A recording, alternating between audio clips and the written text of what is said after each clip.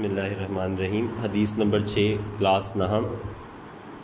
من احبا، جس نے محبت کی، للہ اللہ کے لیے، و اعطا من احبا للہ، جس نے محبت کی اللہ کے لیے، و ابغضا، اور بغض رکھا، للہ اللہ کے لیے، للہ کا مطلب ہے اللہ کے لیے، و اعطا، اور عطا کیا، للہ اللہ کے لیے، ومنع، اور منع کیا یا روکا، للہ اللہ کے لیے، فقط پس تحقیق، استکمل الایمان، استکمل اس نے مکمل کر لیا ایمان کو۔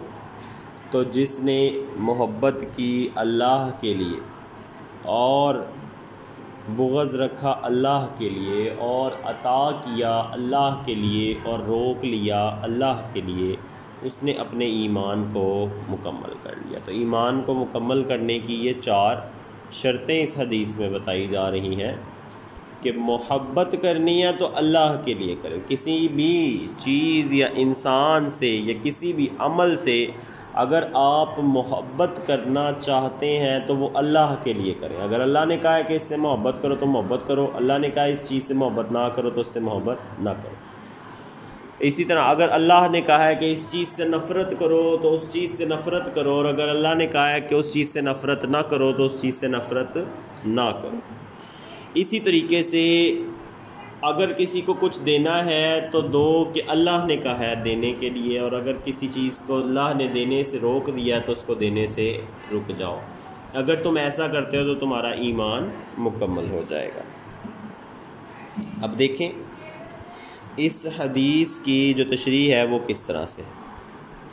اس حدیث مبارکہ میں تکمیل ایمان کے 4 اصول بیان کیے گئے، تکمیل ایمان کے 4 اصول، یعنی اگر یہ 4 اصول پورے ہو جاتے ہیں تو ایمان کی تکمیل ہو جاتی ہے، ایمان مکمل ہو جاتا ہے۔ سب سے پہلی بات، انسان کسی سے محبت کرے تو اللہ کے لیے۔ دوسری بات، انسان کسی سے بغض رکھے تو اللہ کے لیے۔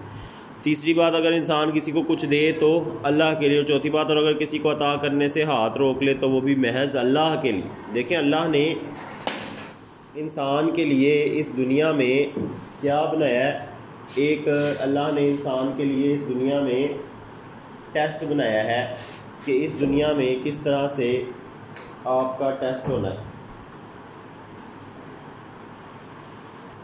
تو اللہ نے انسان کو اس دنیا میں امتحان کے لیے بھیجا، صرف امتحان۔ آپ محبت کرتے ہیں کسی سے، اللہ نے کہا ہے اس سے محبت نہیں کرنی، آپ کو رکنا پڑے گا، کیونکہ یہی تو امتحان ہے اس دنیا کا۔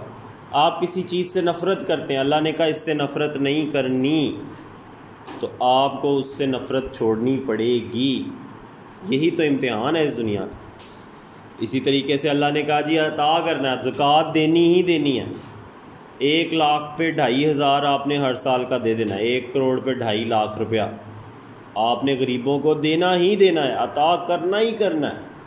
اب آپ کو عطا کرنا پڑے گا، اور اگر اس زکوٰۃ کو آپ نے اپنی بہن یا بھائی کو دیا تو اللہ نے کہا بہن یا بھائی کو زکوٰۃ نہیں دے سکتے۔ بہن یا بھائی کو اگر آپ نے ان کی مدد کرنی ہے، بہن یا بھائی غریب ہیں تو اپنے دوسرے پیسوں میں سے ان کی مدد کرو۔ یہ جو 2.5 لاکھ زکوٰۃ یا 2.5% جو زکوٰۃ ہے، اس سے صرف اور صرف غریبوں کی مدد ہو سکتی ہے، بہن بھائیوں کی مدد نہیں ہو سکتی۔ دور کے رشتہ داروں کو زکوٰۃ دی جا سکتی ہے، قریب کے رشتہ داروں کو زکوٰۃ اللہ نے روک دیا، آپ کو آپ زکوٰۃ نہیں دے سکتے۔ آپ مدد کرنا چاہتے ہیں تو پھر اپنے پیسے سے کریں مدد، اور مدد بھی کرنی پڑے گی، بہن بھائیوں کی مدد بھی کرنی پڑے گی۔ تو یعنی ہمیں اس حدیث سے یہ پتہ لگتا ہے کہ اللہ نے اگر ہمیں کسی چیز سے روک دیا اور ہم رک گئے ہیں تو ہم نے اپنے ایمان کو مکمل کرنا۔ حضور صلی اللہ علیہ وآلہ وسلم نے اس حدیث میں ان 4 اعمال کو ایمان کی تکمیل قرار دیا ہے۔ اللہ تعالیٰ چونکہ انسان سے بے حد محبت رکھتا ہے، لہذا انسان کو بھی چاہیے کہ وہ اپنی محبتوں اور الفتوں کا مرکز اللہ کی ذات ہی کو رکھے، دنیا میں جس سے محبت رکھے محض اللہ کی رضا کے لیے، اس کے علاوہ اول تو کسی سے بغض نہ رکھے، اور اگر کسی سے بغض ہو تو اس کی بنیاد بھی محض یہ ہو کہ اللہ تعالیٰ اس شخص کو ناپسند کرتا ہے۔ لہٰذا جب کسی سرکش و ظالم کو اللہ پسند نہیں کرتا تو ہم کیوں کریں؟ اس کے علاوہ اگر کسی کو مال عطا کریں تو اس کی بنیاد بھی ریاکاری یا دنیاوی غرض نہ ہو بلکہ اللہ کی رضا ہو۔ ریاکاری یعنی دکھاوا، اگر آپ کسی کی مدد کر رہے ہیں تو مدد کرنے کا مقصد دکھاوا نہ ہو بلکہ اللہ کی رضا ہو، اور اگر کسی سے ہاتھ روکے تو محض اس لیے کہ اللہ نے ہاتھ روکنے کا حکم دیا ہے۔ ملتے ہیں نیکسٹ حدیث میں۔ السلام علیکم۔